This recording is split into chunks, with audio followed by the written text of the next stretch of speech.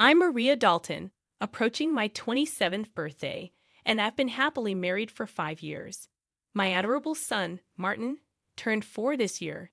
Initially, I worked full-time after tying the knot, but now I balance my professional life with part-time work at the same company. My husband, 3 years my senior at 30, is Kevin Carlton. We first crossed paths through his ardent advances, which eventually led us to date and subsequently to marriage. However, the Kevin I knew during our courtship transformed after we exchanged vows, revealing a more domineering side. Kevin has a younger sister, Jane Dalton, age 20, whom he spoils, likely due to the significant age gap. Before marriage, I didn't pay much heed to their dynamic, thinking they got along well. Yet post-wedding, I've observed a shift in Jane's behavior. Jane frequently visits our home unannounced, disregarding the time, morning or night. Despite my presence, she behaves as if I'm invisible, directing her attention solely to Kevin, announcing her arrival with a casual brother, "I'm here again." Kevin, seeing a dinner prepared for 3, invites Jane to join without hesitation. I've noticed a pattern where Jane never brings any gifts or expressions of gratitude during her visits. When I discreetly inform Kevin that dinner wasn't prepared for an extra guest, he brushes it off, telling me to handle it since his sister is visiting. Consequently, I find myself serving my portion of dinner to Jane. In a tone audible enough for Jane to hear, Kevin places the blame on me, asserting that I should have been considerate and prepared extra food. Jane, upon hearing Kevin's words, appears on the verge of tears and apologizes to me. Kevin, quick to comfort his sister, chastises me, accusing me of being inconsiderate or mean to Jane. Although Jane verbally apologizes each time, her reassurance from Kevin's preferential treatment seems to bring her joy. Left with only leftovers from the fridge, I prepare my own meal. Just as I'm about to join Kevin and Martin at the table, Jane interrupts, expressing a desire to discuss something privately with Kevin. Kevin instructs Martin and me to leave the table, insisting that Martin eats with me. This scenario is not unfamiliar. Kevin has separated us like this before. After Martin and I finish our meal and head to another room for cleanup, I discover Kevin and Jane engrossed in a cheerful conversation on the sofa. The dishes from their meal are left untouched on the dining table, and there's no attempt to clean up. It starts to dawn on me that they may view me not as a wife and sister-in-law, but as an outsider in their private discussions and moments. It became increasingly evident that I was perceived less as a wife and sister-in-law and more like a maid. Even my son, Martin, received no attention. It felt as though a maid had brought her child to work. After cleaning up in the kitchen and preparing to take a bath with Martin, Kevin called out loudly, disrupting our evening routine. Despite the late hour, around 8 p.m., Kevin insisted that Jane wanted a cake and instructed me to buy it immediately from a specific shop near the station. As I hesitated, Jane asserted her desire, and Kevin hurried me, downplaying the importance of Martin's bedtime. Faced with their insistence, I reluctantly agreed to go. The cake shop near the station closed at 9 p.m., so there was a narrow window for me to make the purchase. Overhearing their conversation as I got ready, they spoke loudly enough for me to catch snippets of blame and questioning my suitability for marriage. Despite my reservations, I couldn't leave Martin behind, so I decided to take him with me. While preparing Martin, Kevin's loud voice reached my ears from the living room, threatening divorce if I defied him again. Martin, too young to understand the words, could sense the tension between his parents. Suppressing my emotions, I asked Martin about his cake preference. He brightened up, saying, "Mom, I want a cake with lots of fruits." Our journey to the cake shop became a momentary escape from Kevin's words as we discussed cakes. Just before closing time, Martin and I reached the cake shop. Fortunately, the cake Jane wanted was available, and we also bought a fruit-loaded cake as per Martin's choice. Upon returning home, I served the cakes to Jane and Kevin, attempting to maintain a semblance of normalcy amidst the strained atmosphere. With a heavy heart, I proceeded to prepare Martin's cake and headed to the dining room. Placing the cake in front of him, A moment later, Jane pointed at it and declared that she wanted that cake instead. Before I could respond, Kevin swiftly moved the chosen cake in front of Jane, disregarding Martin's protests, and she began eating it. Kevin justified his actions by asserting that he bought the cake with his earned money, emphasizing his right to decide for Martin. Unable to contain my emotions any longer, I voiced my dissatisfaction, only to be met with Kevin's threat of divorce. Martin, now holding my hand tightly and looking anxious, stopped crying and after some thought said, "Mom, I also love cake with strawberries on it. Yes, it's really delicious." He mentioned it while eating a cake that Jane initially wanted.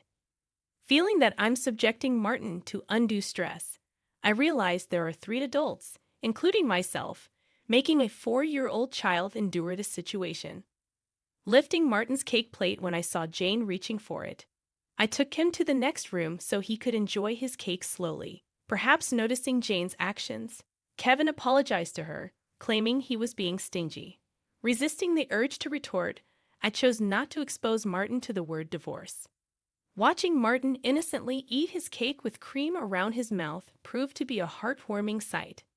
After finishing the cake, ignoring both Kevin and Jane, we decided to have a late bath and sleep in Martin's bed. The next morning, I woke up to find that Jane had already left. As I prepared breakfast and was about to wake up Kevin and Martin, I heard Martin crying. Shockingly, the piggy bank given to him by my father was broken, and the money he had saved up was gone. Every night, it was a ritual for Martin to bid goodnight to his piggy bank before sleeping, and last night was no exception. He said his goodnight and went to sleep with me. At that time, the only people in the living room were Kevin and Jane. Concerned, I approached Kevin about the piggy bank, and Jane casually admitted to taking money from it, claiming she needed it. Kevin responded indifferently, stating that she took it for a reason. Martin, still crying and shaking, held in my arms. I could feel this hurt so profoundly that I cried with him. Witnessing Kevin prioritize and care for his sister, Jane, more than our own son, Martin, brought about a surge of anger and sadness simultaneously. In the morning, the atmosphere was heavy, and Kevin, breaking the silence, exclaimed, "Why are you making the atmosphere so bad? I feel terrible." Unable to contain my anger and frustration, I expressed my emotions towards him. Martin, crying so intensely for the first time since our marriage, was a breaking point for me. I had always been careful not to argue in front of Martin, but seeing him so hurt compelled me to speak up. Kevin, looking at me intensely, went to the bedroom without saying a word and returned with something in his hand. Shockingly, it was divorce papers, something I didn't even know he had hidden somewhere. "If you're not happy with me, then let's divorce," he said, shoving the papers at me before leaving the house with a loud bang. It seemed Martin, who had never cried over the issues with Kevin and Jane before, must have reached his emotional limit. Seeing Martin cry since last night was heartbreaking.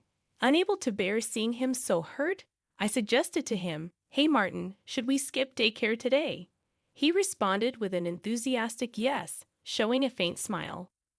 Bringing a picture book from the shelf, he sat on my lap, looked up at me happily, and said, "The teacher at the nursery today was Mama, right?" He looked like an angel, and I couldn't help but think that his little heart must be full of patience. Today, I decided that we would play as much as we could to fill his heart. Though I might be causing trouble at my workplace, when I explained the situation, they kindly suggested I take a day off to spend time with Martin. In the morning, we went to the park, played hide and seek, and had a lot of fun in the sandbox and on the slide. When we got home for lunch, Martin seemed to be getting sleepy. While he usually naps by himself, today he fell asleep on my lap, reminiscent of his baby days. Though I initially thought of doing household chores during his nap, I decided that today was special. I opted to be healed by his sleeping face and gentle breathing. As I dozed off, I was startled by a noise from the entrance. It sounded like the front door had opened, but it wasn't time for Kevin to come home yet, making me suspicious. Quickly grabbing Martin and taking only my bag with valuables, I hid in the bedroom closet, holding my breath. I heard a voice, one I had heard somewhere before. The person seemed to be searching the house for something, and the situation left me on edge. In the midst of fear and trembling due to the noise of rummaging, I soon recognized the voice. It was Jane's. Many questions surfaced, such as why she had a key and what she was searching for. Carefully opening the closet, I observed Jane roughly going through drawers and doors. After a big sigh, she made a phone call, expressing her frustration at not finding what she was looking for. Listening closely, she mentioned searching and checking various places. The conversation included references to Kevin and a sense of urgency. After ending the call with a clear, "I'm going home now, Kevin," I was left pondering what they were looking for. The sound of the front door locking echoed, prompting me to emerge from the closet. Putting Martin to bed, I contemplated the recent events. It became evident that Kevin knew about whatever belongings they were searching for. If it wasn't a known item's location, could it be one of my belongings? Despite the earlier conversation, I couldn't deduce why Jane had entered the house. Suddenly, Kevin seemed like a stranger, and I was overcome with a mix of disgust and fear towards him. Swiftly packing the essentials for Martin and me, I was ready to leave by the time Martin woke up from his nap. "Martin, let's go to Grandpa's place now," I said, and we headed to the station, taking a train to my parents' house. Fortunately, their home was nearby, just 2 stations away, so we'd arrived quickly. Without prior notice, my parents were surprised but sensed something from my expression. Without asking questions, they welcomed us in. Their pet dog, a favorite of Martin's, immediately joined in the play. Witnessing this, I felt a sense of relief and proceeded to share everything that had happened with Kevin and Jane. Expressing my fear of staying at our house, my mother suggested that if Jane was looking for my belongings, it might be my cash cards. My mother's words resonated with me, and I recounted my experience of successfully launching an online shop for handmade goods with friends before marriage. As the CEO in the handmade industry, the shop gained recognition, and as it grew significantly, I made the decision to get married. I had chosen to prioritize raising my child, entrusting the company I co-founded to my reliable friends until my child-rearing responsibilities settled down. Although I still held the position of CEO, Kevin was unaware of it. He knew about my past role as a CEO, when I was single and likely suspected that I had savings. Despite this, I hadn't disclosed the details of my ongoing CEO status and savings to him. Kevin's financial habits became apparent early in our marriage. He was spendthrift, and he initially allocated only $200 per month for our food expenses.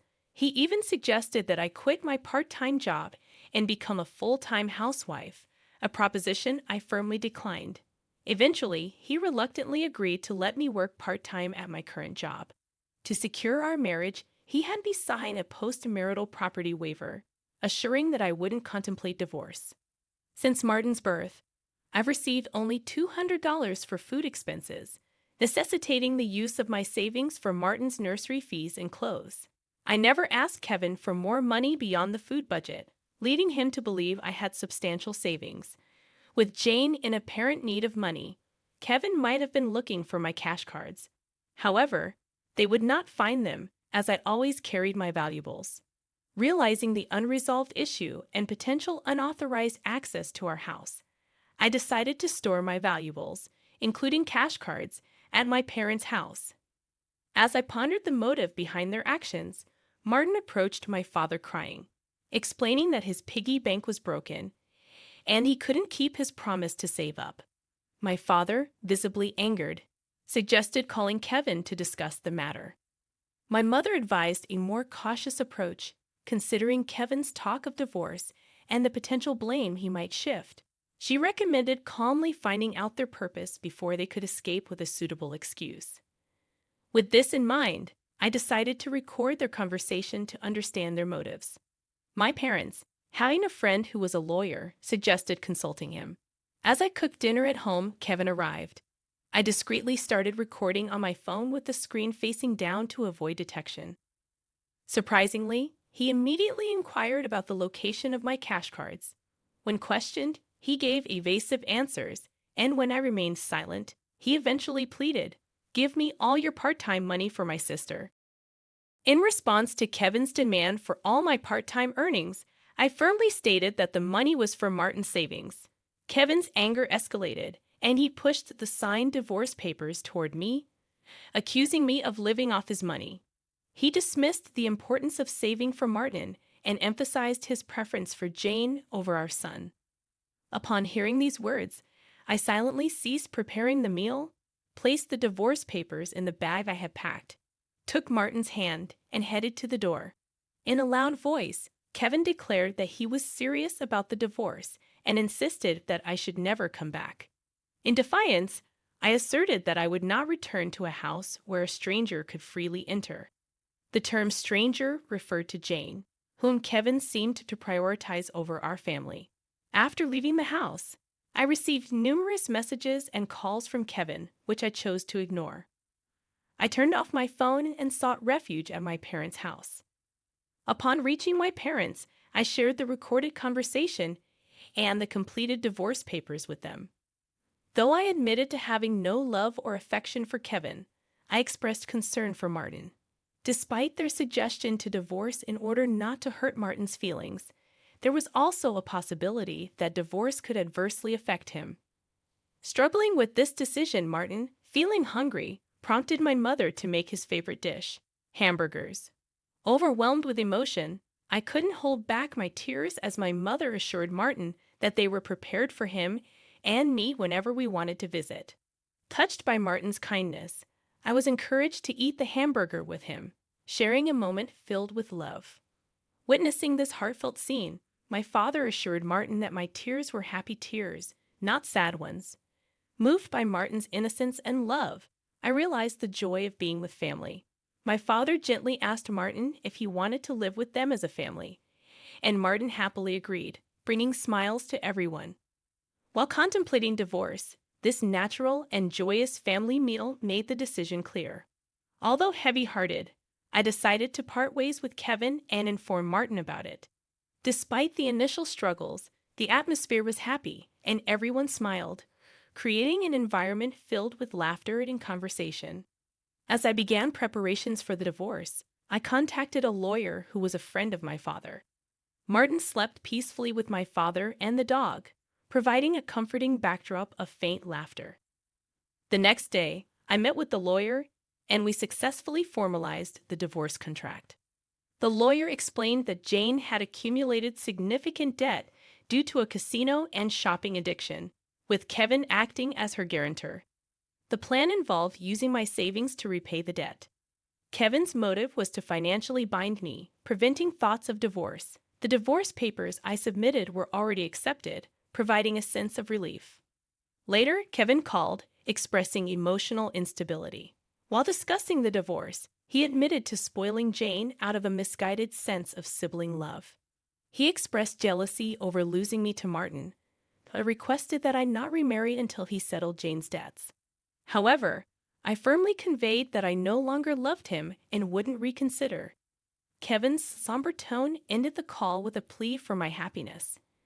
With the divorce finalized, I discussed my future life with my parents, deciding to stay at their house until Martin grew up. I resumed my role as a company president and heard that Kevin and Jane were disowned by their parents due to their actions. Today, I find happiness in being with my family, grateful for the support and love that surrounds us,